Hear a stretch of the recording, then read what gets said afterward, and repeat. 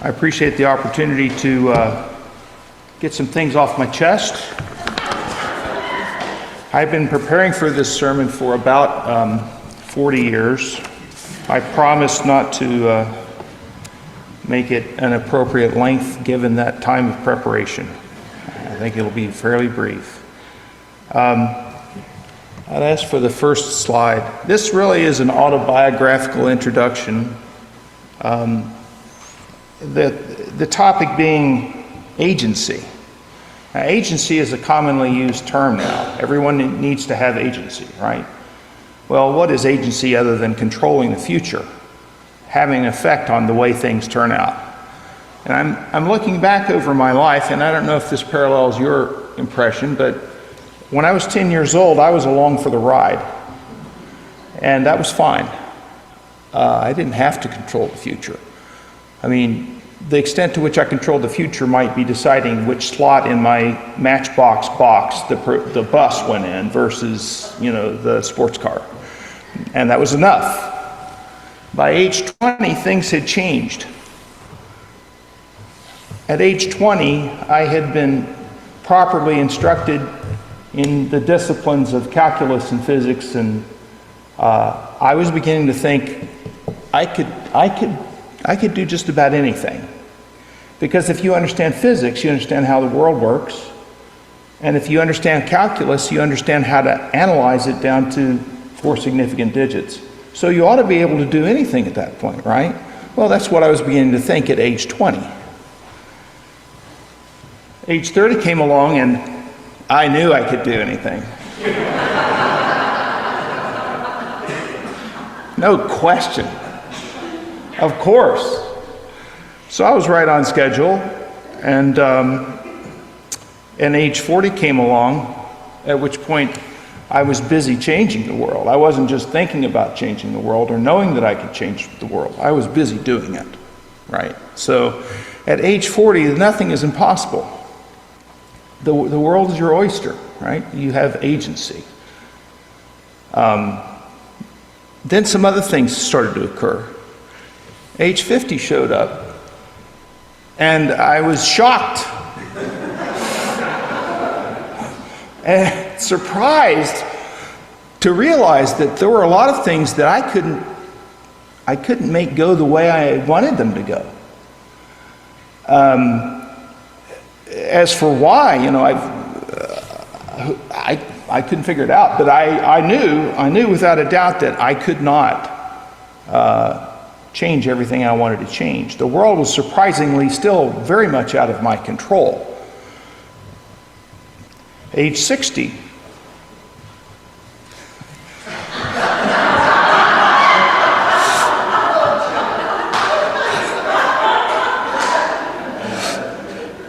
The good Lord said, don't suffer the little children, to come to me. So I'm back to the way it was. I can decide where to put the microbus in my Matchbox box or the sports car. And I can also grumble about the fact that I can't control everything. Now, there's one more step here, or maybe more than one more step, but I have no idea.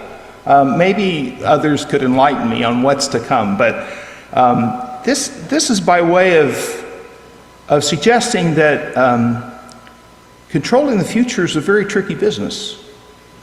It's what we want to do. It's what we're trained to do. And yet we find ourselves very limited in our capacity to actually do. Okay, well, you can take down my little autobiography. That's much more pleasant to look at. At this point, I have to think about all of the things that didn't turn out the way I wanted them to. And some of them are less important, some of them are more. It's a fairly substantial list. I'll start with one that is probably near and dear to the hearts of a number of orchard owners here in the Upper Valley. I did not control the overnight temperatures those 2 nights in the spring when the apple blossoms were at their peak And if it gets down to 30, you might be able to do something to keep those apple blossoms from being killed. But when it gets down into the low 20s 2 nights in a row, it's game over. 90% of the Upper Valley's apple crop is not going to happen this year for that reason. Now, interestingly, I've sort of kept my eyes out and I've noticed some wild apple trees or apple trees that were domesticated and went wild that have apples on them. There's one right out behind this church building that it's just loaded. I don't know how that happened. Maybe they were late bloomers. There's an advantage to being a late bloomer if you're an apple tree when it gets cold. But no one controlled that, and yet it has happened and it has consequences. I have a long list that I probably shouldn't even mention here. But I'm sure you have your own list of things that did not turn out the way you wanted them to. If I had my way, there would be, pick your country. There would be no war in country X right now, if I had my way. There would be no concentration camps in country Y. Fill in the blank. There would be no human trafficking going on. There are a lot of things that we would like to have different. Do we have the ability to change the future? Yeah, perhaps, in some degree, but we don't have the ability to actually control the outcomes the way we would like to. Now, there's another personal thing here, as long as I'm mentioning items on the list. My family net worth. If I could just tag another zero on the end of that, or maybe a couple zeros. Wouldn't that be nice? These are all temporal concerns. And each of us has our own personal list of temporal concerns. I don't even have a way to predict the future. It's worse than not being able to control it. I can't even predict it. I cannot say if and when the war in country X will stop. I hope it's sooner, because there are a lot of folks who are right there who don't want to be in the line of fire. They don't want to be there. They've been forced there by circumstances. I would rather that they live rather than die, on both sides. I don't know how my children will or won't succeed or suffer. I can't control that. I can offer good advice, I can provide support, but their lives will proceed according to a path that I don't know, then they don't know. Getting more personal, I have no idea how long I'm going to live on this earth. If I did, I could probably pick the right insurance policy. Would that be completely honest? What if you called up the agent and said, well, I'd like a 17-year, 5-month, and 3-day long policy. How much will that cost me? They'd probably start to ask a few questions. I'm not sure it would be entirely honest, right? It's kind of running against the whole grain of the notion of insurance. But at this point, in pondering controlling the future, I realize I'm asking, and this is something I have learned in the past 50 years since I could do everything, or thought I could. When you can't find a solution to the quandary, you should wonder whether you're asking the right question. I realize that I've been asking the wrong question. James has a word to say about this. He says, now listen, you who say, today or tomorrow we will go to this or that city, spend a year there, carry on business, and make money. Why, you do not even know what will happen tomorrow. What is your life? You are a mist that appears for a little while and then vanishes. Instead, you ought to say, if it is the Lord's will, we will live and do this or that.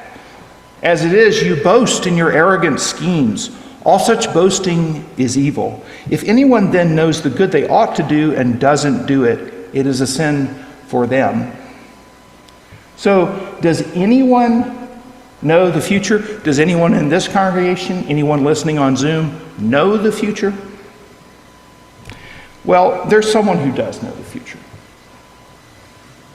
There is the one of whom it is said, "In the beginning was the Word. The Word was with God, and the Word was God. He was with God in the beginning, and through him all things were made. Without him nothing was made that has been made. In him was life, and that life was the light of all mankind. The light shines in the darkness, and the darkness has not overcome it." What is the future that the Creator of all things knows? He knows this: to all who receive him, to those who believe in his name, he gives the right to become children of God, children born not of natural descent, nor of human decision or a husband's will, but born of God. So the future that I care about now, as I realize I've been asking the wrong question, the future that I care about is my identity as a child of the Most High. Now, if you are in that relationship, if you are a child of God, by whom and for whom all things have been created, what changes? A lot of things change. You might not be able to predict the future or control the future, but you are with the one who not only knows the future, but made it what it will be, and already has set things up in such a way as to bless his children. That's a pretty nice place to be. Jesus says, "Ask and it will be given to you. Seek and you will find. Knock and the door will be opened to you. For everyone who asks receives. The one who seeks finds. And to the one who knocks, the door will be opened. Which of you, if your child asks for bread, will give them a stone? Or if they ask for a fish, will give them a snake? If you then, though you are evil, know how to give good gifts to your children, how much more will your Father in heaven give good gifts to those who ask him? Enter through the narrow gate, for wide is the gate and broad the road that leads to destruction, and many enter through it. But small is the gate and narrow the road that leads to life, and only a few find it." So there's a hint. There's a hint. I do have agency. What is the degree of agency that I have? I can decide. Am I going down the broad road and through the broad gate that leads to destruction? Or do I choose to go through the narrow road and go through the narrow gate that leads to life? That is something to think about. Because Jesus says, "Not everyone who says to me, 'Lord, Lord,' will enter the kingdom of heaven, but only the one who does the will of my Father who is in heaven." He says, "I am the way, the truth, and the life. No one comes to the Father except through me. If you really know me, you will know my Father as well." And in John, his disciples said, "Well, what must we do? What must we do to do the works God requires?" They're saying, "Well, if this is our only agency, then what do we do?" And his answer is, the work of God is this: to believe in the one he has sent. There is my agency. I have a decision that I alone can make. And you each have a decision that you alone can make. And that decision is a heart decision. It's not deciding how much sugar to put in the cake or whether I fill up the tank at this gas station or that. This is a heart decision. And it is, do I believe? And belief in this instance is not mere intellectual acceptance. Belief is something more, because elsewhere it says even the demons believe and tremble. So belief in this instance is to put one's complete allegiance on the one that one has faith in. In other words, I give up my own personal agenda, my own personal determined personal good for myself. I stop worshiping myself, and instead I believe and give myself over to another. In this case, the one of whom it is described, I am the way, the truth, and the life. Now, this is not something that you can't look at somebody and say, has this person given their heart to the Lord? Now, sometimes you can watch their behavior and figure out probably they have. But you don't know, I don't know. The person themselves has to answer that question within their own heart.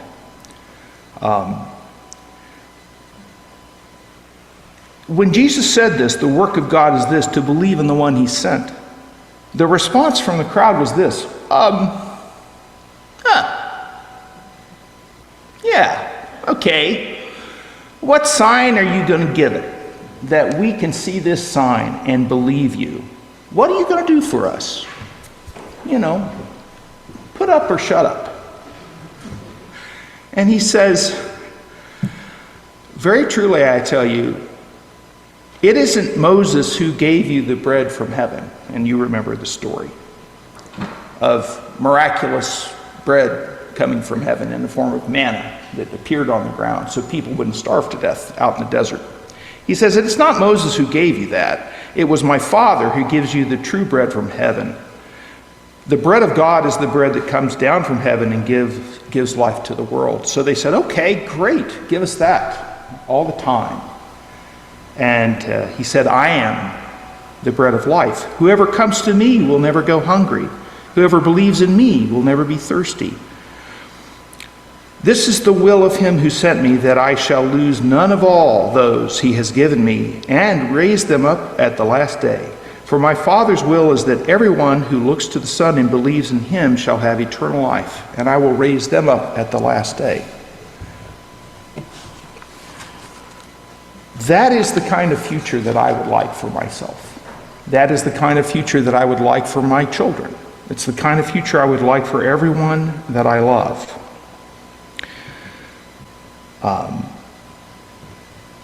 So the agency that I have now, and the agency that I will have the last day of my earthly life, the day before this body breaks, because it will, I know that part of the future I can predict. I don't know when, but I can say with almost complete certainty that something's going to break in this wonderful machine.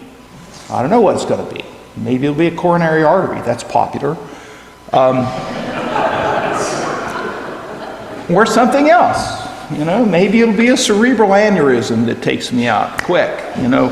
But while I can predict that will happen, I don't know what day, but I can say this, every day between now and whenever that occurs, I have a choice to make. My heart choice. Do I commit myself emotionally, intellectually, and spiritually to being a follower of God, to allying myself to being one who does that one thing, the work that God requires of me, which is to choose to be a follower of Christ, to give myself over to him fully and to hold nothing back. So agency in regard to temporal concerns is it's a bit futile. We can do what we can do. And we can push the rudder a little bit this way or that and make our boat go a little bit that way or this, but we can't control whether there's going to be a typhoon. We can't say with certainty what the tide is going to do in the Bay of Fundy 15 years from now, although there are some pretty good models. They are only models. We don't know whether the temperature is going to drop into the low 20s next spring as the apple blossoms are in full bloom. But we can practice the agency that matters, completing our relationship with the one who has made us and has made the world in which we live by following him completely, giving ourselves over to him completely. In Matthew 6, Jesus says, "Therefore I tell you, do not worry about your life, what you will eat or drink, or about your body, what you will wear. Is not life more than food, and the body more than clothes? Look at the birds of the air. They do not sow or reap or store away in barns, and yet your heavenly Father feeds them. Are you not much more valuable than they? Can any one of you, by worrying, add a single hour to your life? And why do you worry about clothes? See how the flowers of the field grow. They do not labor or spin. Yet I tell you that not even Solomon in all his splendor was dressed like one of these. If that is how God clothes the grass of the field, which is here today and tomorrow is thrown into the fire, will he not much more clothe you, you of little faith? So do not worry, saying, what shall we eat, or what shall we drink, or what shall we wear?